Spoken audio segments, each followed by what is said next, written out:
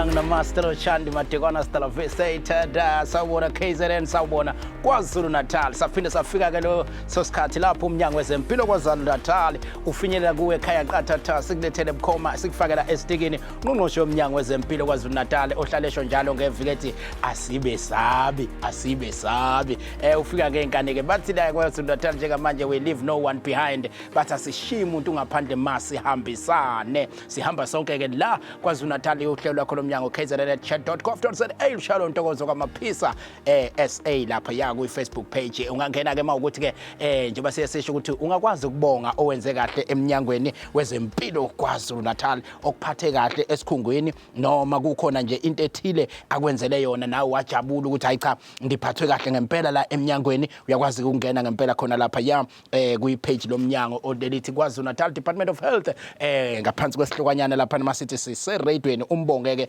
uthi enkosi bangenile ngamajubane abantu namhlanje epagini sizobathatha nje one by one ngoba ngisho noma ngiya ngejubane lapha ya kuNtokozo maphisa SA ngiyabona nje sebengenile lapha ya uthandeka Nyandeni uthi osizweni eclinic kuno sister zakwe uze akhiphe imali yakhe ayothenga ipanado uma kunenkinga uyawuthanda umsebenzi wakhe manje le iyangixaka engqongqoshe mayisayithenga ikhona la ngaphakathi angazi noma uyaphuma uyithenga kodwa kuthiwa ke uzakhipha ephaketheni abalekelele kakhulu bathi nje bayamjabulela kakhulu usister loya ya zakwe lapha ya osizweni clinic ngithanda uba sasithola nama clinic ukuthi akuphi sokwesiya nje soyibhekana mina ngithanda leyo kuthengwa ukuthi ithengwa masekwenze njani ukuthi kusekwenze njani absolutely kodwa ke sigcile la kokuhleka kwamanje kuhlelo kuba yakuncoma kodwa ke mhlawumbe akazi njalo ukuthi khona ngaphakathi ngale ukuchitha isikhathi asithatha lethuba sibingelele kuNgqongqoshe woMnyango wezeMpilo KwaZulu-Natal setsawubona siyabingelela Ntokozo sibingelele kubabukele emakhaya sibingelele kubalaleli emakhaya nabo bonke abasilalela kuma social platforms ethu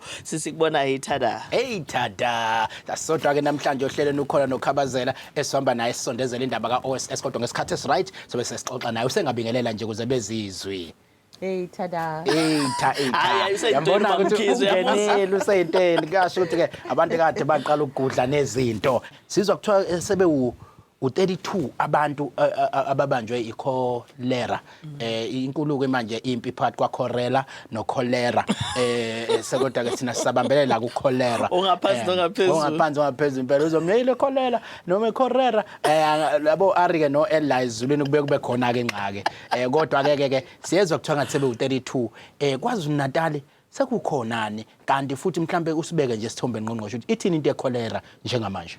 No asibonge Ntokozo kufuna siqale ngokuthi silulise amazwi enduduzo emndenini ayalabo abadlulelwe abathandiweyo ba kuyiqiniso ukuthi namhlanje kuseni uminister ubese announce ukuthi asebedlulile emhlabeni ngokuphathwa yilesifo seCholera sebe u32 and isimo ke leso engicabanga ukuthi sisiphatha kabi sisonke so uhulumeni kazwelonke even kuma provinces kusenza ukuthi siphinde nathi lapha sisebenza khona siqinise impela ukuthi sizama ukuthi cha uma ngempela isimo esinjena sifika kwiprovince yaKwaZulu-Natal sibe siready kodwa ke again nathi ngicabanga ukuthi kufuna sisho ukuthi cha asikafiki isifo seCholera kwiprovince yaKwaZulu-Natal kodwa si ready ukuthi sikwazi ukuthi masithola ama patients anaso leso sifo sikwazi ukuthi sisheshe siwahlenge siphinde ke siyenze call kuba kumphakathi wonke ukuthi nakukhona nje ozizwe nama symptoms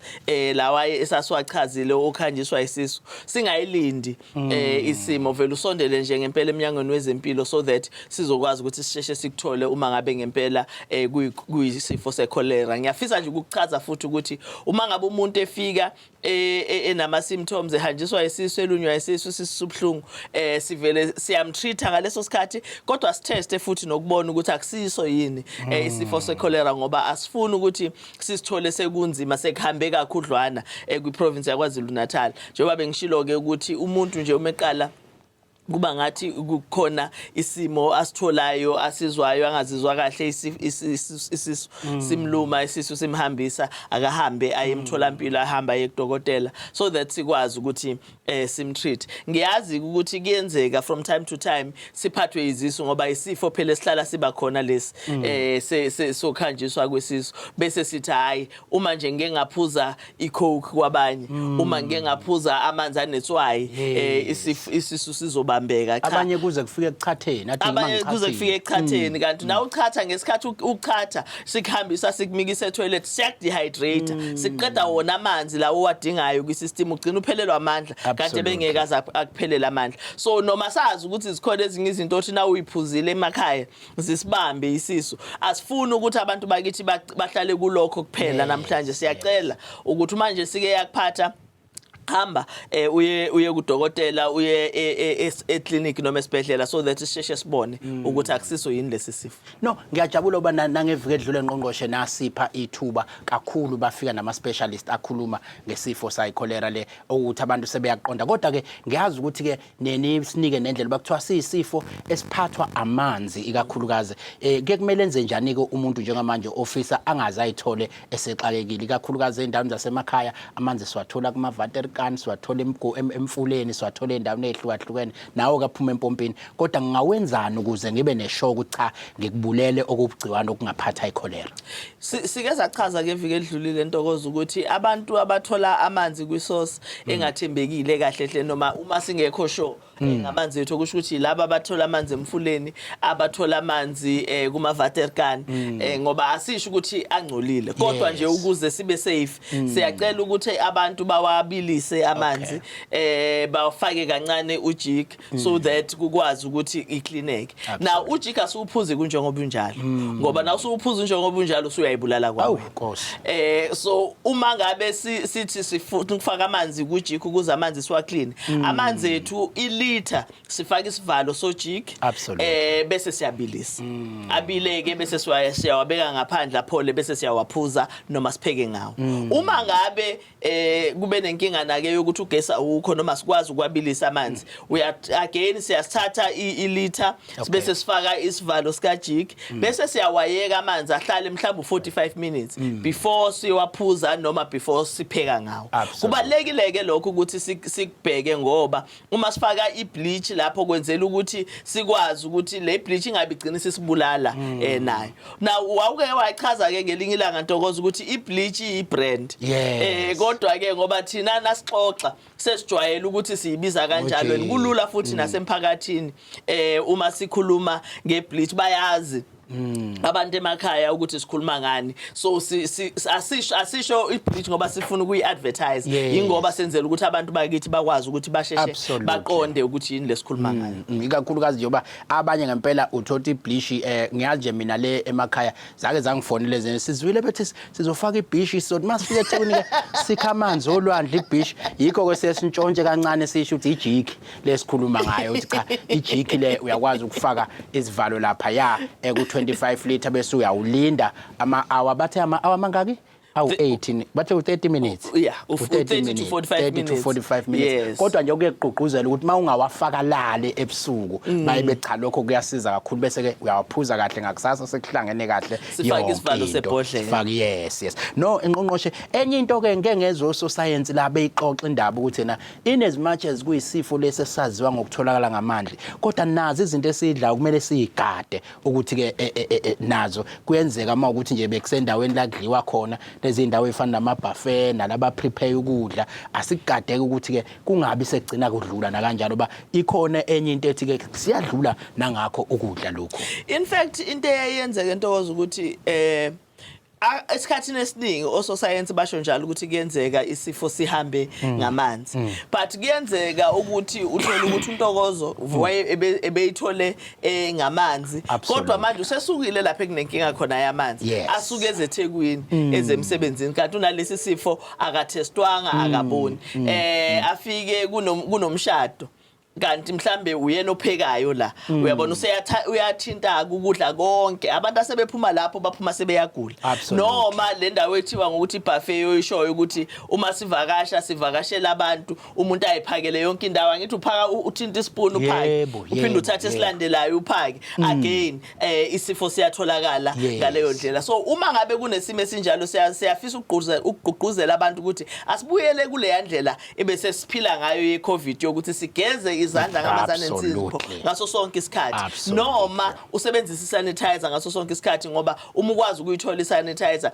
asikwazi ukuthi siyisebenzise leyo process ukuze sikwazi ukuthi siphile again uma siyendlini encane asigeza izandla all the time ngaso sonke isikhathi ingane siyijwayeza ukuthi uma ingena endlini encane uma isiphuma kungenzeki iphutha lokuthi izandla zingagezwa futhi zingagezwa ngamanzi kuphela but asigezwe ngamanzi anensipho ngoba igciwane libe selibulaleka ngaleyo ndlela. Absolutely. Cha, ngiyayithanda ke mayichaza kanje kodwa nje kuyigcizelisisa ekugcineni bakwethu isivalo kuyilitha lika jig siyaxolisa ukubiza ujig ngegama ngenzela ukuthi singadideki lapha ku bleach kodwa sisebenzisa ubleach ukuthi yona into isivalo kuyilitha bese uyalibeka ku 45 minutes loyo ungakawuphuzi ukuze kuhlangane kahle bese uyaqala amanzi akho bese clean ukwabilisa kuyasiza kakhulu maku 25 liter faka ivalo ezu8 ze bleach noma ujig bese ke uyakulinda futhi 45 minutes and then bese ke kuyaqukuza ama drops amabili yes elitha okay okusho ukuthi coco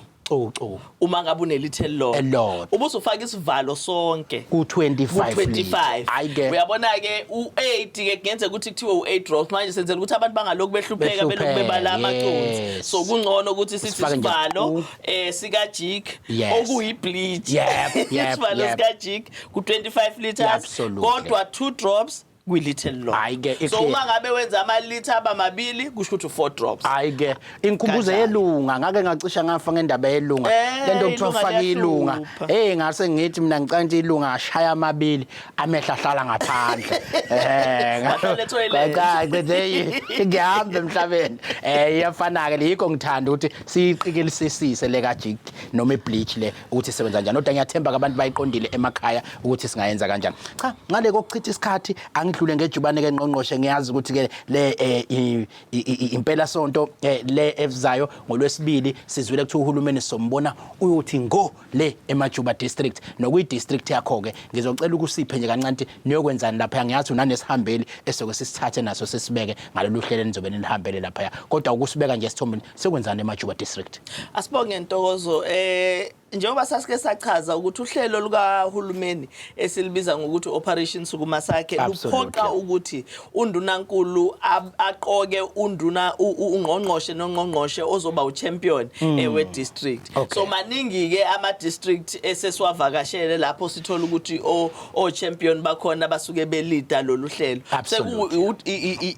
ithuba lethu ke eMajuba ngolesibili ukuthi sibe nombo lo ka premier ka operation sukumasakhe siyovakasha endaweni yaseMajuba siqoke ke njengemajuba iDanhouse as local municipality lapho esovakashela khona siholwa uNdunankulu nabo bonke ongqongqoshe uhlelo luhle kakhulu ke lolo lusijabulisayo siuhulumeni ukuthi siyakwazi ukuthi ngosuku olulodwa kube khona ongqongqoshe bonke endaweni eyodwa belidwa uNdunankulu umama uMkhize uMrs Mkhize lona uMrs Senzeni Mkhize uyena ophethe uhlelo lika operation sukumasakhe eofisini likaNdunankulu so uma sihamba nje siye endaweni sisuke sihola uyena mphathi umthutho mphathi jikelele so uma uMkhize kuzobe sesichazela ukuthi siyokwenzani simmemile ukuthi hayi namhlanje akasikhulumisi njengoba kuyithuba lethu ke njengo health siye kwi district yethu siyokwenzani ngiyafisa ukuphinde ngichaze ukuthi ungqongqoshe nongqongqoshe une district awu champion kuyona uMEC wakwa health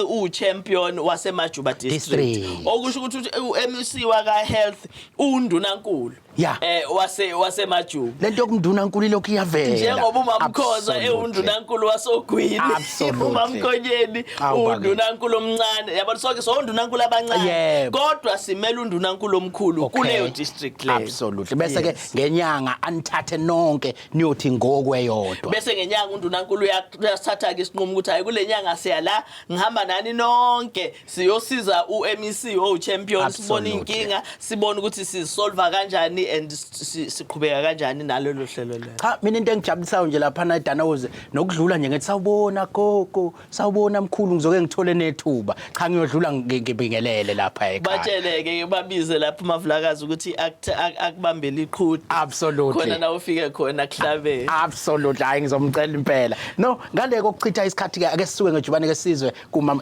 sisuka le emakhaya noma msenzeni kwaNongoma angivumeleke kubalekile ukubiza umuntu omdala ngegama kodwa ngoba semsakazweni namhlanje ngizoyitika nje ngethi hello Senzeni nabantu base-benediction abantu bale-benediction kwanongoma thina asidlali kanjani angikubingelele bese uyasitshela wenzani la ku-government angibingelele Ntokozo Maphisa umfana wale eDengeni umfana kaShaluza Meka ngibingelele kumama uSimelane MEC waka-health nokuyena oyingqalabutho lapha kulolu hlelo esikulona nowazi kakhulu ku-operation Sukuma Sakhe absolutely namhlanje ke kuthiwa ngikhulume ngo-operation Sukuma Sakhe mhlawumbe mangasithi nje kancane nje iminute elilodwa uyini lo OSS OSS Operation Sukuma Sakhe uhlelo lolu olwaqanjwa isifundazwe noma olwavela esifundazweni saKwaZulu-Natali olulwisana kakhulu nobubha olubulisana kakhulu nezifo lezi ezikhona kungaba i-HIV kungaba i-TB kungaba i-cholera le ungqongqoshe kade ekhuluma ngayo kodwa lolu hlelo luqala ewodini it's a ward based program ngoba zonke inkinga zisewodini zilapha kubantu bengisazoya ngiyobuza ukuthi ngeke ngizwe kuthiwa lapha emawodini ke neba nohlelo kuthiwa yi-war room yini le war room obani abahlala khona kwenziwani kule war room i-war room isizinda la silwa khona nalezi zimo engikhuluma ngazo asilwi ku-war room mhlawumbe sidinga ukuthi siqondise lokho ukuthi abanye bayabasibuza ukuthi yini i-war room yindlu noma indawo yokuhlanganela la sikhuluma khona ngeinkinga ezikhungethe iward ngalinye ngaphansi komasipala othile yes mawukuthi uyangibhekelela ke mhlawumbe usungibekile esithombeni la kuyi-war room ke kuma axove inqindi lapha ekukhona kodwa lokho kwenza la ngokusebenza ngibone ngathi kuneyinhlaka kuhlelo uhlaka lwe-ward bese kunyuka kuba umasipala bese kuba umasipala omkhulu DTT bani PTT awusibeke esithombeni kusho ukuthini lokho uhlelo lisebenza kanjani kuyi-war room wena Ntokozo ilapha esuke khona kuhlangene umphakathi ukhuluma ngeyingqinamba obhekene nazo kuyiwodi ngalinye kodwa phela umphakathi kufanele uholwe kwi-war room ngeyilapho kokukhethwa khona ilunga lomphakathi elizokwazi ukuthi kube yilona eliba u-chairperson noma umholi kuleyo war room bese likwazi ukuthi leli lunga eselikhethiwe okuthiwa war room convener libiza imhlangano lenze uhla lwemhlangano kube nama-minute kubhalwe phansi neyinkinga ezikhungethe iwodi ngalinye ukuze iminyango kahulumeni civil society ama-NGOs osomabhizinisi bahlangane la kwi-war room kuzokhulunywa ngalezo inkinga noma ingqinamba ezisuke seyihlonziwe kwi-war room ngayinye mhlawumbe Maphisa angikucacisa ukuthi u-war room convener akufanele kube yi-official njengami njengoba nguSenzeni Mkhize ngisebenza ehhovisi likaNdunankulu cha akufanele futhi kube yikhansela elikhethiwe ngoba ikhansela kuyaziwa phela ukuthi mali yikhansela lisuke limele inhlangano ethile ngakho ke ukuze umphakathi wonke ukhululeke la i-war room kufana nasenkonzweni wena Maphisa esontweni njengoba umfundisi uneutral yebo mabesho akachemile ngisho kanjalo ngakho ke nomholi we-war room kufanele kube umholi ongachemile ngale ukuthi ngikunqamula usayibeka kahle indaba ngizocela selapha kuSinegugu umsholozi weSinegugu sawubona bonzani ngiyaphila wazena wanegama elifanele likaNgqongqoshe wena ngathi na uzogcina ungqongqoshe nje mangikubuka hayi ke ngobuyini futhi kodwa mangibuka nesibongo sakho kwake kuno president futhi baphethe bonke cha msholozi cha uthini umsholozi ukuphi wemsholozi Isempendle hawu kodwa iyangena impendle yazi ngiyayithanda impendle ngoba ngikhumbuza umngani wami oyengenamazinyo ethi ngihlala eqhonqo ngena mfowethu kuthini okwakuphawula ke msholozi mina nginombuzo angazi noma ngabe ngiyaphambuka yini akukho ukuphambuka buza dadewethu nginobuzi la manje esihlilikize la ihamba nje noma ilaphi nje kuvele kumhlasele noma ilaphi ukudlikiza fanele manje ngicela ukuthi kudala yini ukudlikiza Okay, ilokho nje kuphela obunakho. Yebo. Okay. Ungakanani? Ungakanani ubhuti wakho? Una 15? 15. 13? 13. 18 years. No, sizocela ukuthi ke sikuphendule emoyeni kodwa okunye mhlambe sibe singakwenza ukuthi okhabazeni ngoba inamba yakho bazoyithatha so bese siyakuthinta sisondeze nosizo eduze kodwa ngizocela ungqongqoshe mhlambe uzosinika iguide ukuthi kuzowenzana ulalele emoyeni. Ngiyabonga. Siyabonga kakhulu. No, asibonge Ntokozo. Ngicabanga ukuthi umbuzo siyawu appreciate kudadewethu ngoba ukhombisa ukuthi kukhona isidingo esikhona. Okokuqala nje isifo esibiza ngokuthi isifo sokudlikiza i-epilepsy.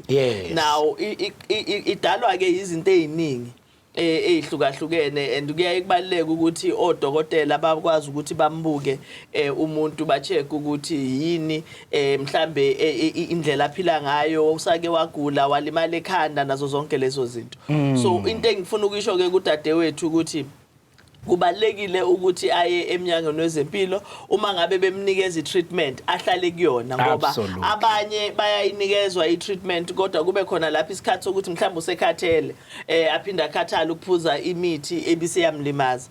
So sizocela nje kudadewethu ukuthi abamthathe umfo wabo bammikise eMnyangweni wezeMpilo kodwa sizomthinta njengoba ushilo ukhabazela uzomfonela sikwazi ukusondeza abantu but i-commitment mhlambe enye ke ngingayenza ukuthi ngeviki elizayo simthole udokotela owaziyo okuyena yena otreata i-epilepsy noma ukudlikiza so that sikwazi ukuthi simbuze imibuzo directly but kubalekile ukuthi abantu bakithi basondele eMnyangweni wezeMpilo singayixoxi nje uyabona nasifonela kanje nakufana nokugooglisha bese uyagooglisha ukuthi what causes i-epilepsy kanti phela kufani kuya ngomuntu ufuna umuntu abhekwe udokotela kodwa sizoyiletha information next week. Ngithathe nangu ulwandle lapha eMajuba bayaphila nabantu eMajuba kwelwandle.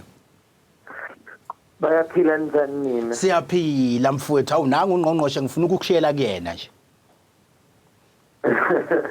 Hayi siyaphila. Nginokubuza lapho.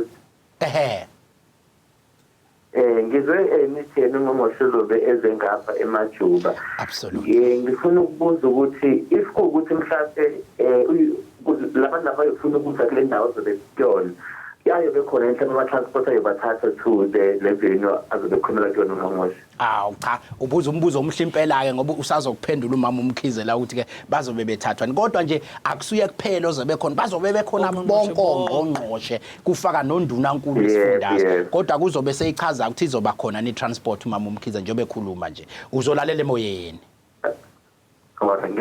Absolutely. Ayike usuyothi mawusuyigoqa le ndaba usala usukubekayo ngasegcina nti nizoweni bathutha nabantu njengoba ebuza ukuthi uyafisa na ukuba khona la kuzobe khona lo ngqongqoshe amuzwa la emsakazweni unayo ke inhlanhla yokufuna befuna ukumbona nje bese bengimemeza nabethi we absolute awusiphi inamba yakhe manje angazi ngikhiphe yipi le ewe2 noma le 033 noma le angazi iphoda siyolihlalela lolu daba la emsakazweni la ngasixoxa ukuthi yipi esikhipha. Absolutely. Awusigoqeleke bese usala usubasondezela ukuthi i-transport izobe ikhona yini. Ngokohlelo lukahulumeni wesifundazwe saKwaZulu-Natali njengoba ongqongqoshe noNdunankulu beya eMajuba khona izinto zokuthutha ezihleliwe kuzomenyezelwa futhi ukuthi umphakathi ume kanjani ezitobhini ukuze bakwazi ukuyobona uhulumeni uze kubantu ngoba uhulumeni wesifundazwe saKwaZulu-Natali uyanakekela uzobe ekubantu. Absolutely. Cha sibonge kakhulu ke mama uSenzeni ngiyaqala ukukubiza ngegaba phela ngabe usengifaka induku nje ukuba sile emakhaya angithela umpetshisi lo sibonge kakhulu ke ngeinformation osiphe yona ngqongqoshe ngale liphinda nje igama ngoba yaphinda ngisemoyeni ngiphinde ngithola ithuba lokulisho emoyeni sibonge kakhulu ke ngqongqoshe siyazi ukuthi ke leli viki futhi ke le weekend esakuyona i-weekend enkulu i-weekend ethinta ukuthi ke khona insizwe eyinesibindi ngqongqoshe ezizobe isuka lapha angazi noma isuka eThekwini eMaritzburg kuloko noma isuka eMaritzburg eThekwini i-Comrades Marathon izobe ikhona ngesonto ngqongqoshe ngiyafisa ukuthi ke before angena umfowethu esimmemile ukuthi uzosibeka esithombeni osuka eMnyangweni naye ozobe egijima sithole kuwe ngqongqoshe ukuthi uKwaZulu-Natali imiphi ngifuna lokhu ukuveza uba ngiyazi ukuthi ke kukhona olunye uhlaka futhi ebengifisa ukuthi ngelilanga masithole ithuba usichazele kahle ngalo ngqongqoshe lelo kuthiwa i-social cluster ngoba phela iyona le futhi ngeke ngizwe kuthiwa nayo futhi inhloko yayo uyiphethe mawuyiphethe ke leyo social cluster iyini social cluster ithola isingena kanjani ke intene efana no Comrades Marathon mongasibeka nje sithombeni no asibonge Ntokozo i-social cluster uhlaka lokuthi uhulumeni asebenze ngokubambisana njengoba sinosuku masakhe nje sisuke ukuthi sisebenza sonke siyongqongqoshe siya eindaweni ngokuhlukahlukana kwazo kodwa uma sesebenza ngama class asekusuke kuyiMnyango ke manje ehlukahlukene esebenza ndawonye ngeke kuthiwe ke iMnyango ecishe ifane necishe yenza umsebenzi ofanayo ayisondelane i-social cluster ilapho okuneMnyango khona ephumayo iye emphakathini sinomnyango waKwa-health, uMnyango waka-education, uMnyango waka-agriculture, uMnyango waka-Department of Sports, Arts and Culture, COGTA, miningana, social development. So yonke leyo mnyango leyo ephumile ebantwini esibiza ngama-service delivery departments belonga ku-social cluster. Absolutely. So engusihlalo ke wayo i-cluster. Now uma ngabe ke sihleli ngolesithathu esiphuma kulona siphuma kwi-cabinet i-cluster ke yethu inqumile noma ipresentile udaba lokuthi kuzobe kune Comrades Marathon again lesihlale sihosta unyaka nonyaka siyiprovince yaKwaZulu-Natali. So siyafisa ke njengohulumeni on behalf of uhulumeni ukuthi samukele bonke abantu abakhona kwiprovince kuleli viki ngoba into engithandayo ke ngabantu abagijimayo beComrades Marathon abafiki ngosuku lokugijima noma the day before baye bafike nje kusenesikhashana so that baz acclimatize baba enjoy ihospitality yeprovince abanye babo baze bahlale even after sekugijinyiwe bahlale insukwana. So siyafisa nje ukuthi siyababukela kwiprovince yaKwaZulu-Natali province esibiza ngokuthi province of the Zulu indawo enhle kakhulu lena futhi ke iwinter yethu uyabona nje njoba ukuthi kusebusika kodwa uzobona udokotela la eceleni kwami ukuthi akafekile ngisho ijacket kodwa kuyakutshela nje ukuthi uyabona ukuthi sisendaweni okuyiwinter kodwa iwinter iswinter kanjani so kuyabanda kona kodwa akubandi sibanda kanjani indawo ke ongakwazi ukuza kuyona noma inini uphumlane lapha na umfowethu esisebenza naye uyagijima namhlanje ugijimela thina kahle thina kuphumlane uyabona nje siyobisimile lapha na simemeza sithi uphumlane uyithi singuye thina absolutely so yibo bonke abafowethu esifuna ukubagqugquzela nje appreciate sibonge nokuthi i-health lifestyle bayayiphila yes abayikhulumi nje kuphela absolutely and no CFO ngizwile Nkosi yami nawe uyagijima kodwa uvele wabhenyelika iqaka lesethu uyasuka kwase kuba kulonyaka ngeke ke esakwazi impela ubethu uyimisele kabi naye lonyaka ugcine ngakwazanga ukuthi angene ngenxa ukuthi iqaka livela nje qhuzu kancane kodwa ngale kokuchitha isikhathi angisho ukuthi kuloMnyango omkhulu kangaka uMnyango wakho ngqongqoshe baningana abantu abangenile yize noma amanye amagama singatholanga kodwa khona ambala ngizoba memeza nje ngokusheshsha uMark Smith ukhona uSiphamandla Muthwa uSiphelele Zuma Andile Myeza uLionel Gavenda uAnani Naidu uDiana Naidu uBongani Caba uDr Gert van Wyk uZanele Mnikathi uMrs Nierfan Jaspasat uNtokozo angithezwa Mphatha uSifiso Mncube uDr Mansfelder noPhumlane Sikhakhane mina ke ngiuphumlane Sikhakhane uyimi nginguye siyagijima yibo bonke abantu lapha emnyangweni wakhe abazobegijima ngizwile kuthiwa ngqongqoshe uthe bonke abazogijima uzobathi chatha ngokusaholidanyana bebe neholide nje emva kwalapha manje ngibuza ukuthi mayethe uyasuka lapha na wayesekhathala kuleli robot lesithathu mawusuka lapha eMaris nawe uyalithola leli holide bengifuna ukuyozama nawe uzolithola naye ngoba ukuza agijima azafike kulelo robot lesithathu bekuphoqelekile ukuthi aka practice for months and months before mawukuthi uphakathi kwazogijima uphakathi nje futhi uke waqala esizoba nenkinga nabo abafana nawe abazoregister bese bangafiki lapha ekushawa khona isibhamu kodwa nje abanye baqala hayi ukuthi bagcine phi asena ndaba sijabulela nje ukuthi bangenile and siyababongela sibafisela inhlanhla bebonke ngaphambi ubongene kuSifiso ezosithatha sibe ake siphumule phuthume ukukhabazela lapha anele ePietermaritzburg uyaphila mfowethu Ngiyaphila njani sikhona dadewethu uzogijima iComrades nawe hayi ngekha mina kunento bengifuna ukuyibuza mayelana nesifo lesi-cholera okay hlalo dabeni ke dade ngifuna ukubuza ngina ukuthi ngingamnakekela kanjani ukuqina lesifo ngaphandle kokuthi ngitheleleke okay nangu sesimtholile ekhaya ukuthi unaso sibe sesimnakekela kanjani Okay. No siyabonga kuanele. Lalela ke emoyeni anele. Uma ngabe umuntu esetholakele sizama ukuthi simbambe esibhedlela izinsukwana nje zifew ngesikhathi isifo sithi sisathelelana. Uma sesimdedela ke kusuke kungasekho ukuthelela. Kodwa kubalekile futhi ukuthi sigade. Okay. Kubalekile ukuthi sigade njengoba esho udadewethu izitsha zonke esisebenzisayo sikline ngaso sonke isikhathi sigeza izandla. Uyabona nje into esimple njengokugeza izandla into engakwazi ukuthi isisave empilweni. Uma ngabe nje ubumsiza nakade naye uma endlini encane ageza izandla uma ephuma uma kade thinta izinto ageza izandla sizigeze nathi esimsizayo sikwazi ukuthi sigeze izandla. Ileyo nto ebalekile ngoba ihamba kanjalo leli gciwane lihamba ngezandla uma ngabe singazange sizigeze ngalesikhathi okufuna ngabe sizigeze khona. Sishaye ngejubane selaphana ke komzilankatho uMncube. Phela intokazi engizalayo uMncube. Umzilankatho yikho ngibaza umzilankatho ngibazi kahle. Uyaphila mfowethu? Siyaphila. Ngizwa kuthu nesibindi sokusuka ngejubane usuke eMaritzburg uzuyongena eThekwini. Isibindi esingawo usithathaphi? Kahle ukugijima lokhu kuyinto esiyithandayo. Absolutely.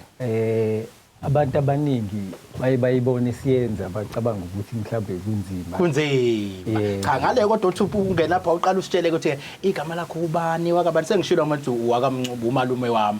Kodwa kuzositshela ubani bese usitshela ukuthi wenzani la eMnyangweni wezeMpilo ba sithe cha sizothatha laba ngqongqoshe abala eMnyangweni abagijima kuze bebone nathi ihealth lifestyle siyayiphila thina siyiphila ngabo ke. Absolutely. Ubani wakabantu wenzani eMnyangweni? Igama lami nguSifiso wakaMncube ngokuhlala ngiseHawick eMpophomeni. Okay. Yebo. Ngokuzalwa ngazelelwa endaweni yase Sweetwater yes. Hawu. Futhi umuntu waseMgungundlovu kahle. Yebo. Absolutely. Ngezimo zempilo ke ngagcina ke sengihlala ngakhona ke eMpophomeni.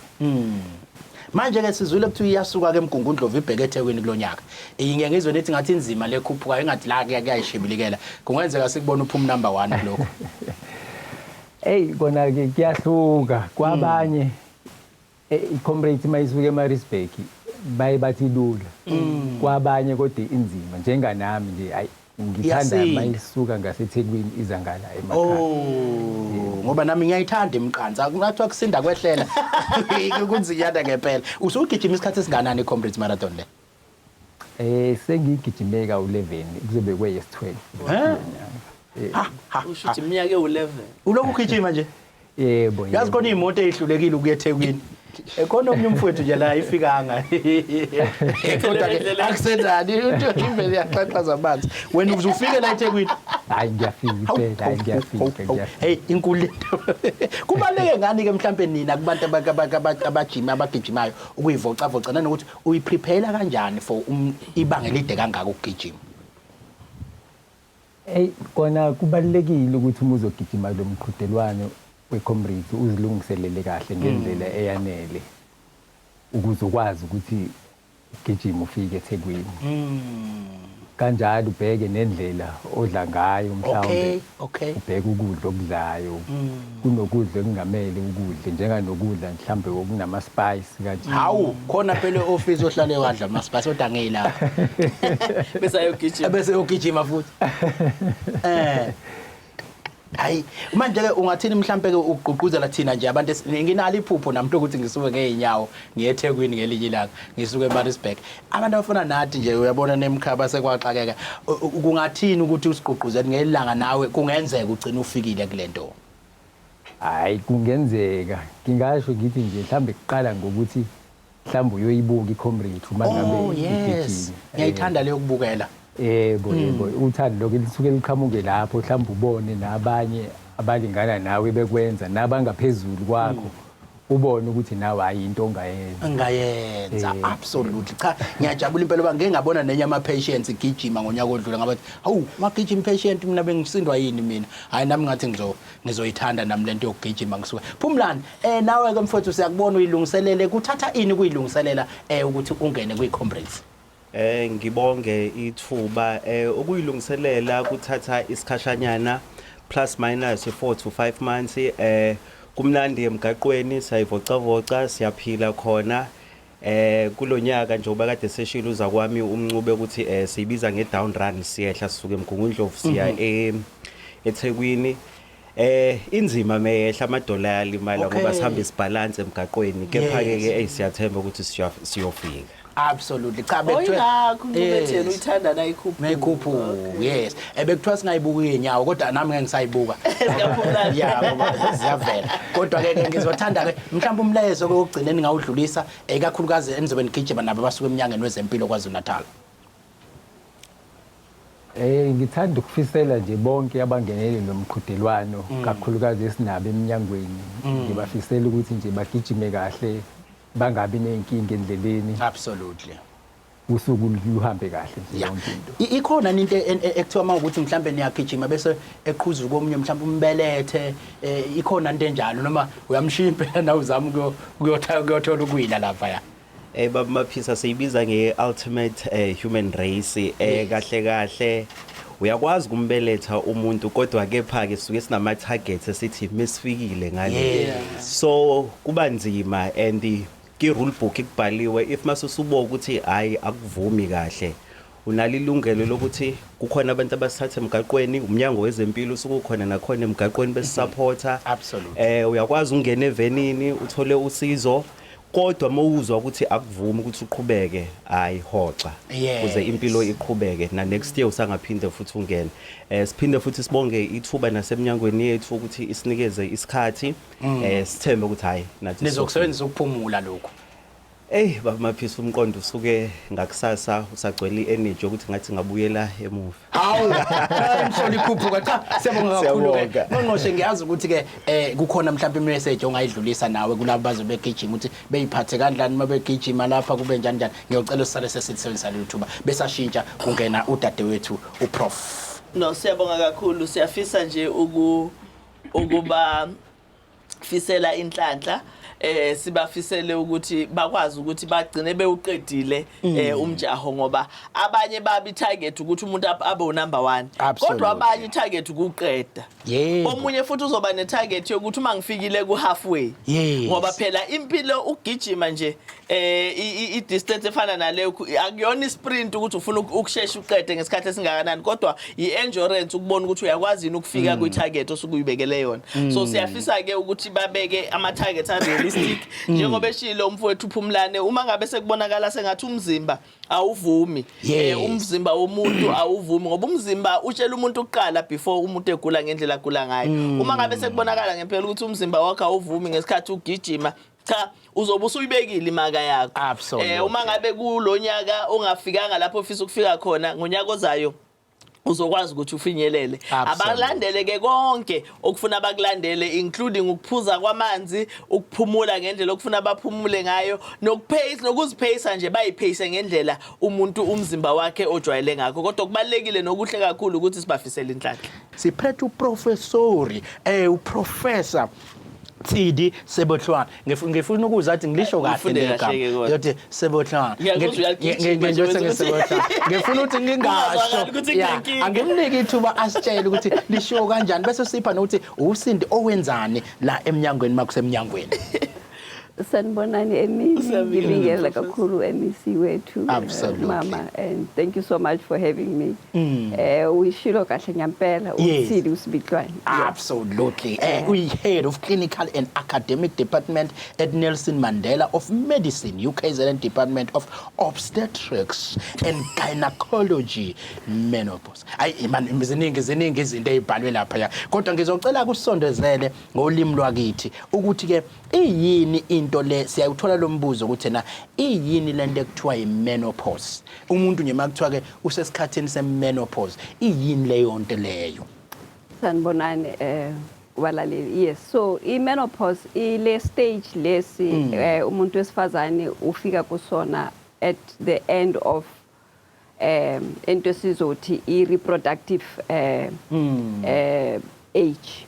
Also khumbula ukuthi intombi yangena at the beginning of the reproductive age ingena ngalena ngabo 14 asithi 12 13 sibiza imenarche leyo bese manje maso gcina at the other end sephuma after so many years lapho kule stage sokuya esikhathini ekwazi ukuzala. Okay. So then masegcina at the other end ibizwa i-menopause, which is around the age of 45 to 55. Oh, okay. With an average of about 52. Oh. So kahle by the age esefika ku 55 umuntu wesifazana ufanele manje bese asayi, so i-signal yakhona ila isikhathi sesivaleka. Okay. Kodwa kukhona ezinye impawu eziningi ezihambisana nayo. Engasayi isikole. Kuyenzeka mhlawumbe ngabe kuyinto eningayithatha nje ukuthi uyagula nomuntu mayisheshe imfica. Kuyenzeka umuntu isheshe imfica mhlawumbe intokazi nje sino 25 years bisingena kuyi-menopause. Into eyenzakalayo leyo. Yes. So kuyenzeka ke sibize i-premature menopause. Mayenzeka before the age of 40. Oh yes. So asifuni before the age of 40 because i-menopause ehambisana nokuvaleka kama-hormones. Oh yes. Emuntu wesifazane. Umuntu wesifazane unama-hormones awu-2. Okay. I-estrogen ne-progesterone yona yenza sibe bahle. Oh. Okay. Yile obuhle. Ngiyasho nje. Sengenzela ukubathengela abaningi. Usho ukuthi ama-hormones wona la wenza ukuthi abantu besifazane babe bahle bacacambe ehlangene njengoba lawo mabili. Yes. Awathengwa-ke Oh, bese ngizolekelela inqwaba lapha. Hey kodwa Nkosi, cha ngiyithandile ukuthi kodwa kunento ephethe ubuhle. Ngiyafisa ukwazi nomjovo wakho No, in a case ukuthi after skin sibe glow and all of that, because after menopause obviously then ama-hormones akasekho and kuyabona kukhona impawu ezingabonakala. Yes. Mhlambe ke umuntu oyithole esengena kule early nje badusho ikhona indlela asizakala ngayo ukuthi aphindaphindele noma suke nje sekuthe kuphelile mhlambe. Yeah, so ma uyifikela before the age of 40 in a danger ethize, in a sense yokuthi even your bones becomes they become weaker. Okay. So and obviously emotions nemizwa and all of that. So umuntu ofikayo kuvaleke for 6 months. So ukuthi sithi uvalekile or umenopausile ufanele kube a period of 6 to 12 months ungayi esikhathini. Okay. And then associated na lama hormones ama emotions and isifuthu and all of that. So umuntu lo fanele ahambe ayohlolwa siyenze ama-assays or ama-test. Okay. Just to confirm ukuthi impela ufikile kulesikhathi se-menopause. Yes. And then obviously because ikufikele earlier than what is normal, usofanele mhlambe uthole usizo si-replace kulento ebizwa i-hormone replacement therapy. Okay. Meaning ukuthi sikubuyisela lokho which you were supposed to be having. Because if not, then usoshesha ungene ku all the other complications eziba khona. Yes. Okay. Omunye kuzothi ke ngoba sike sibona abanye abantu abadala ikhona icase engayifunda omnye no 60 something 70 lapho. Kwathi impela ingane uyibelethe kahle yakhula ya right. Shuthi ke labo singathi kusuke kwenzakaleni lapho. Mayisedlulile kule minyaka neniyazi ufuna phela sekumile ko 50 something kodwa nangu na 70 usabeletha sekuyisimo esikanjani ke leso. Ha isimesa kaNkulunkulu ke leso. But kwenzeka once in a while ukhona logogo bekhona kwi WhatsApp kuthi 99. So what happens is that ama ovaries amaqanda umuntu wesifazane ayavaleka nyampela athinya ngabo 55. That's why sisho khona ukuthi after 55 awufanele ukuthi bekwenzeka.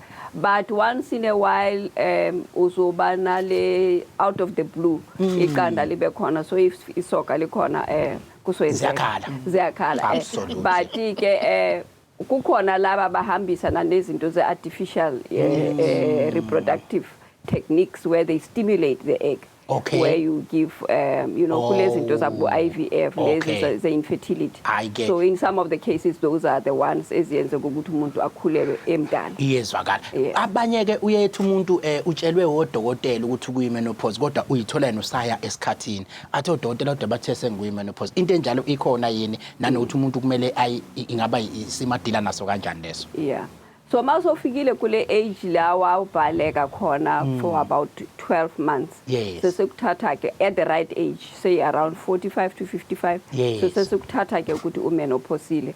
So should you go back kwenzeka ukuthi uphindele esikhathini after sovalekile for that period of time, fanele sekuthathe as postmenopausal bleeding, meaning ukuthi kukhona ukuthize esifanele akufune it could be abnormal so Okay. umuntu akafanelanga abuyele esikhathini if ever ube menopausal so if ever kuyenzeka ukuthi ubuvalekile after a while ubona so ubuyele esikhathini fanele uye for ama tests okay so that at least sibone ukuthi akwenzeki yini ukuthi mhlambe into esisabayo le cancer ukuthi mhlambe ikhona so we need to come for attention nje sesizobe khuluma nango hormonal therapy itherapy engena masekwenze njani leyo so umuntu ke njengesishilo ukuthi impawu ziningi one of them is that ye bones azikho lula ukubonakala kakhulu ukuthi nabantu abamnyama uzobabona abisalukazi zemlungu ukuthi ama bones esedlekile sombona sehamba egogobele kanje ispine ithatha kakhulu kwespine le ukuthi ama bones abe weak but ezinye impawu elapho mhlambe ufikelwa ile sifuthu kakhulu into bayibiza ama hot flashes umuntu angakwazi ukulala nasebusuku abe irritable so abanye abantu abakwazi ukuyitolerate lento umuntu wevela athi hayi kungcono lingisize so if kwenzeka ukuthi you can't tolerate the heat you can't tolerate the emotions and all of that bese abodokotela bakufaka kulento ibizwa i-hormone replacement therapy basically meaning ukuthi bakunikeza those hormones esithe zivalekile so siya replace vele yabona kuyasho ukuthi ngilanda uprofessor namhlanje ngizwa noma echaza ngibe ngifunda nami ngiyafunda phela mase ngibachazela yona prof bavele bethi hey wena mfana udokotela uqobo la abanye bathi nomfana ugovernment uqobo lwa kanti information mina futhi angibe ngisasho ukuthi ngiyithathe kudokotela ngivele ngiyibeke kathi nawe uyayazi into yenza sike sahlangana nenye insizwa nongqongqoshe la lapha eshowe yathi kuthina hey ngifike nginilalele bese ngiyaphuma endaweni ngiyixoxe ngoba injalo into ebenisho uthi useyahlonishwa la endaweni absolutely no information yakho iyaphezulu kakhulu absolutely cha siyabonga ngenxa yesikhathi ngizokuxolela manje ngikhipho bakufune ngifake nje omnye kulo 2 minutes wethu osisalele kodwa ngelinye ilanga ngizofisa ukuthi ubuye ukuzongenzela umehluko phakathi kwe-uterine ne-cervic cancer ukuthi ke kuba yini umehluko ngoba sihlale thina sikhulumisa kakhulukazi nge-cervical cancer so ngelinye ilanga ngiyafisa ukufike usithele nje yona ukuze siqonde ukuthi iyinto ethini kodwa ke namhlanje ngicela ukuxolela bese ngifaka umfundi sibonge kakhulu professor ngesikhathi sakho mhlambe before end of the June because uJune we le month awareness uterine cancer no problem sizokwenza lokho noma kanjani ngaphambi kokuthi sibonge ke professor njengamanje sisoswa ngejubane ke sibheke lapha ya kumfundisi uLuvuno okuyena ke ozosithatha asibeke ngohlelo labefundisi kodwa ke ngaphambi baliqale ingqongqoshe siyazi ukuthi uthe mawufika eMnyangweni wathi uyafisa ukuthi ke sithi masineyinkinga singabasebenzi sineyinkinga sigula sibe abantu esokwathi sisizakale ngama psychologist akhona eMnyangweni nangakho kodwa omunye umuntu uyathola ufuna ukusizakala ngokamoya noma ngokalizwi wawusithi cha ngeke ubashiye ngaphandle abakalizwi mawukuthi siyayidudula lento yokusiza umuntu eMnyangweni ukuze asizakale in all forms nakho njengamanje nalo uhlelo lulethile labefundisi ngabe luthini uhlelo lwakho nabefundisi eMnyangweni wezempilo asibonge Ntokozo kulolu daba savumelana eMnyangweni wezempilo ukuthi uma si provider lento esibiza ngokuthi i psychosocial support ikakhulukazi kubasebenzi bezempilo akufanele sibuke nje ekutheni umuntu kufuna hamba kwi psychologist yebo ama psychologist akhona laba abakwazi ukukhuluma nama psychologist bayakwazi bayesibavumela ukuthi baye khona but savumelana ukuthi bakhona abanye abakwazi ukuxoxa kangcono uma ngabe exoxa nomuntu abona ukuthi umhlanganisa ne-higher being and the higher being ngesikhuluma nge-religion isiyonke asikhulumi nge-Christianity kuphela okusho ukuthi bonke abantu abaholi bakalizwi sithi akube khona ithuba lokuthi abasebenzi bezempilo bakwazi ukukhuluma nabo uma ngabe befisa ukwenza lokho so sinohlelo ke lana esaliqala and liholwa umfundisi uLuvuno njengoba umbone lana lokuthi isibhedlela nesibhedlela sizoba ne-psychologist lapha abasebenzi bezempilo bazokwazi ukuya khona beyothulula angithi uyakhumbula Ntokozo ukuthi i-psychologist umsebenzi wayo ukuthi uma ngabe umuntu njalo nje esebenza esimweni sokuthi kuhlale kunama emotions kuneyinkinga ubona abantu abashonayo ubona abantu abagulayo abalimele kakhulu kuyanqwambelana la emntwini kuyafuneka ukuthi naye kube khona indawo athulula kuyona. So bayakwazi ukuyothulula kuma psychologist. Abanye baqoka ukuthulula kubefundisi ngoba babona ukuthi bakwazi ukukhuluma kangcono nomfundisi. Ngesikhathi ekhuluma nomfundisi, umfundisi uyakwazi ukumtshela ukuthi amhlanganise neBhayibheli,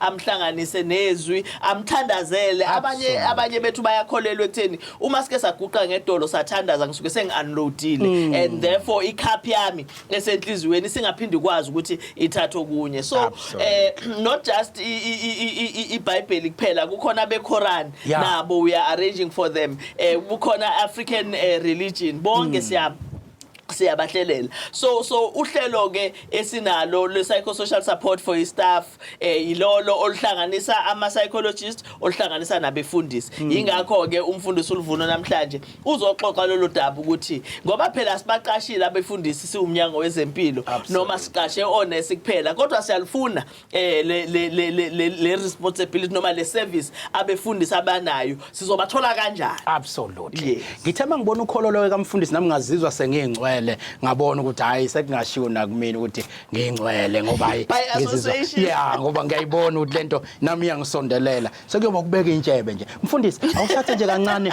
usibeke ukuthi ubani okabani wenzani la eMnyangweni, sisele neminute elodwa nje ubona ubani okabani wenzani la eMnyangweni bese ngifuna ungithathe ke ngokohlelo lolu enalo la eMnyangweni ukuthi yini lenithi nizoyenza ngizokuthiwa kuphume amatoha athile nizokwathi nicele abefundisi nizosebenzisana nabo usigoqele nje ngeminute elodwa ukuthi ithini into kodwa uqala uzisho ukuthi ubani wenzani eMnyangweni. Ngiyabonga kakhulu Shange, ngibingelele kunqongqoshe wethu nomphakathi wonke osilalele nosibukayo kulesi sikhathi. Igama ngumthokozisi Luvuno, ngingumfundisi.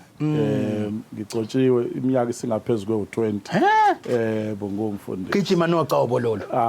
Mfundisi ke ngizwile kuthiwa la eMnyangweni. La eMnyangweni abefundisi yini role yabo, nenzani la eMnyangweni? Lapha eMnyangweni si-understand ukuthi ungqongqoshe wethu nabo wonke ama-clinicians understand ukuthi umuntu uziqu intathu. Absolutely. Okuyi-body, i-mind and spirit. So ke le minxa ke ukuthi uma befikile bazolashwa emzimbeni akulashwe ke phela ne-spirituality sabo ukuze umuntu kubalance ukusizakala komuntu ngoba abanye abaguli ngoba begula enyameni kodwa kulapha engqondweni. So kabefundisi ke bayeza bezo-attenda ke the spiritual side somuntu osuke ezile esikhungweni sezempilo. Ngakho kumsebenzi wethu ukulekelelana noMnyango wezeMpilo ngoba uma ungabheka maphisa Exodus 4 uthola ukuthi uNkulunkulu uassigna uAaron uthi akahamba osebenzisana nepolitician uMoses. Absolutely. Uthi akakwazi uMose ukuhamba yedwa as a politician wena Aaron ubele kude naye. So kuze yonke into ecatshangwa uMose as a politician iyadinga ukuthi wena bese uyisupporter spiritual ukuze umphakathi uphile. Mawafuna lo chapter nje inhle kakhulu. Absolutely. Ungikhumbuza umnye wabefundisi kwenye indawo bengekuye insukwini othe ukhohlwa amavesi neselula yazi yacisha ngathi awukodwa nangumfundisi inkosi yami kwacisha ifoni wathi hayi manje ngizuvela ulikhulu emoyeni nje ivesi ulishaye sengiyayibona ke lento hayi ikhona lento yokuba noqobo but ngizwe kuthiwa nizothatha befundisi lapha bangake nizobathatha nizosebenzisana kanjani nabo isikhathi singasekho kuthina. Sifisa abefundisi mphathi wami abawu-60 uma uNkulunkulu esivumela kodwa futhi uma kungenzeki bangaba u-56. Okay. Kuzoncike kuthini imali simele kanjani. Siyathanda futhi ukucacisa ukuthi sibheka kuwo wonke ama-district akhona eKZN. Sibheka umuntu ogcotshwe ngempela hayi uzothatha ushansi. Absolutely. Akagcotshwe abe nehlelo lokuthi eze esimweni sokuba zo-apply. Absolutely. Ilokhuzana wonke ama-districts sibheke ngokwama-districts silindele ukuthi mhlambe uma bequalify ngaba abafundisi abahlanu. But we understand ukuthi iTheku livulekile kungenzeka kube nomthamo othe ukwedlula kwamanye ama-districts. Absolutely. Kodwa senze ukuthi bangalimali mayesethi umuntu awungafana nami ngisemkhanya kude angangabizwa. Ingathini into mina ngeke ngiyibuze oba sinezayoni lapha sinamanazaletha oShembe sinamanye amasonto lawa oJudia ithini into kulabo nabo ninalo uhlelo lapho bazongena nabo. kuma African initiated churches umphathi wami we fully understand ukuthi mabegcotshwa ugcotshwa ngoba kubonakala isiphiwe sikuyena absolutely nothando lomphakathi ayikho into eyisicucu okuthiwa i-requirement only kuma mainline churches lawa afika nabelo kodwa from African initiated churches ama Pentecostals ama charismatic ama ministries lapho kubhekwa nje ukuthi unevuso lokwenza umsebenzi so siyaba accommodate ke nabo kodwa kumele ibe khona esiqinisekisa ukuthi wagcotshwe ebandleni yebo ofuna uku-apply ke uzoya kuphi ofuna uku-apply kangene ku-website yoMnyango wethu www.KZNHealthChatDotGov.za uzobe siyathola lapha indawana ethinta imisebenzi ube sebona indawo enochaplain aciphize lapho uthola yonke information closing date umhla 23 June awubakithi mawufuna ukuba umfundisi usu-apply ukuba umfundisi noma usumfundisi vele usumfundisi kodwa apply ukuthi uzoba isisebenzi sikaNkulunkulu eMnyangweni wezeMpilo uhambele izibhedlela bakhulekele kodwa amaphisa sifisa ukuthi kungabi umuntu ozothi yena uNkulunkulu membulela ukuthi abantu mayincinywe emshini ngoba uma uNkulunkulu bekwembulela lokho befaka kwembulela esikhathi COVID siwabone lamandla ukuthi ngempela khona so sicela umachansana bangabi khona ngoba sizoyilandela yonke imigudu hayi ke nizwile bakwethu ukuthi uyafisa ukuzolekelela uMnyango ngokukamoya ulivulile ke ithuba ungqongqoshe nomfundisi ukuthi ke nikwazi ukuthi ke nifike nifake ama applications enu www.KZNHealthChatDotGov.za sizoyifaka kodwa na ku Facebook page yoMnyango ilink futhi ukuthi ungangena kanjani ukuze abantu bakithi baqhubeke besizakala isikhathi asekho ngakuthina sicela ungqongqoshe asivalele siyabonga kakhulu Ntokozo sibonge na kumfundisi ngokuthi siqale lo hlelo ngempela sili roll out ngoba uhlelo sekunesikhashana impela silikhuluma siyajabula ukuthi abefundisi bazoqala ngempela babe khona ezibhedlela zethu abasebenzi bezempilo bakwazi ukuthi bayikhethele bona ukuthi bafisa ukuyaphi ngiyacabanga ukuthi into ebengifisa ukuyi-emphasize noma ukuyigcizelela ukuthi asizogcina nje njengoba ngishilo kuma Christian churches noma amabandla awethu lawo esiwajwayele ezenkolo bakhona namanye ama religions umfundisi ke uma behleli noza kwabo bebuka ukuthi obani abaqualifyayo sizobabuka laba amanye ama religions abafana ne-Islamic religion Hindu nawo wonke amanye but umfundisi uyazi nabehleli noza kwabo ukuthi baba categorize kanjani kubalekile so that sikwazi uku-accommodate wonke umuntu okhona eMnyangweni wezeMpilo khumbula thina soMnyango wezeMpilo asibona befundisi futhi akusumsebenzi wethu ukuthi sifike sizojaja abantu kodwa ingakho sithi abefundisi asibasondeze eduze sikwazi ukuthi sisebenze nabo so ukugcina ke ngiyayijabulela kakhulu i-presentation esiyenzelwe uprofessor kwi-menopause ngoba kutholaka uyabona nje Ntokozo kugcina sesingasenayo information njengabantu besifazane abamnyama ikakhulukazi ukuthi yini le menopause uthola imndeni sixabana ubaba nomama sekuyaxatshanwa ngoba ubaba ka understand ukuthi umama usengene kulesimo sokuthi khona ama hormones ashintshayo la emzimbeni useyamangala ukuthi wasuba namamuthi kangaka wena namhlanje kwenze njani ubungenjena kusho ukuthi khona sokwenzekile kanti uma ngabe sikwazi ukulixoxa lolu daba nawo wonke umuntu okhona ekhaya akwazi uku-understand ukuthi hayi umngami ke manje usungaphezulu kwale minyaka ebaliwe ngaphezulu ka-47 years okusho ukuthi kungenzeka ukuthi mhlambe usengene kulesi sigaba sokuthi se-menopause affect ama-hormones affect ama-moods akhe affect indlela ajwayele ukusebenza ngayo affect nje nempilo ekhaya general ama-hot flashes uyabona nje umavulakazi laphana sesike sixabane naye ukungcola usesemdadla manje usedlulile kulokho sithi light heater kubanda athi akulethe i-aircon yena la eceleni light heater thina ngapha yena ufuna i-aircon uyabona ukuthi sekuhlangene manje akusazeki kodwa uma ngabe ungayi-understand leyo nto uzonga-understand ukuthi kwenze njani so kubalulekile-ke siyabonga kakhulu kuprofessor ukuthi usinike leyo information mhlambe uyafuna siphinde simnikele ithuba so that abe more detailed sikwazi ukuthi sithathe nama-calls ngoba ngiyafisa ukuthi abantu bakithi balithole ithuba lokufona bayibuzele ngo ukuthi mina nginesimo esinjena uma kunjena ngingenze njani kodwa okuhle kakhulu engicabanga ukuthi engifisa ukuthi abantu bakuthi bakuzwe ukuthi ikhona i-therapy available eMnyangweni wezeMpilo so uma ngabe ubona ukuthi ngempela lama hormones by the way ukuphelela ama hormones emzimbeni kuya-affecta nomzimba nje generally so uma ngabe kukhona inkinga enjalo ngempela asibuze kudokotela ukuthi dokotela ngibona sengikilesi sikhathi ngizwile kuthiwa ikhona i-therapy available noma likhona usizo olukhona eMnyangweni wezeMpilo siyacela ukuthi usondeze kuleyo ndlela. So abantu bakithi lolu hlelo selilethele khona ukuthi bazothola information noma ulwazi olwalaziwa belungu kuphela ekuqaleni. Nathi phela silithole ngendlela efanayo. So asilithatheni ke lolu lwazi silisebenzise. Ngikhohle ukumbuza nami uProf uthi nathi thina besilisi iyasifikelana le menopause. Kodwa ke sengiyombuza mayibuya. Absolutely. Ngivala lapha ngokuthatha umuzi igwala ngithanda ukubonga uSister Sithole waseMofolo Clinic Soweto kumpumelelo nabo Bro Gaps nabanye abalapha ya eclinic. Unathi cele enyonyana uthi mina ngiphatha Ngathi khona igama elihlulile nje lapha yako Gaps. Kulamagama wabuzayo. Lila ko Gaps uthi ke ko Gaps usho nje impela ubhale wathi GAB ko Gaps. Abaqedela ukuthi kunalendlela zokunqamulela lapha ku Facebook manje ke sifunde sikubonayo. Usugubha umswarelo ke la. Awusigubha umthwalelo. Unathi cele mina ngaphatha kahle eclinic waseNazareth eMnambithi wangiphatha kahle lo assistant ngiyafisa ukumbona ngithi nje hello eClearwater Clinic alipheli hour ungasiziwe it's very fast in all KZN kusho uPhumlani Khumalo kulolu hlelo bakwethu asivalele sithi kulungele ke bye.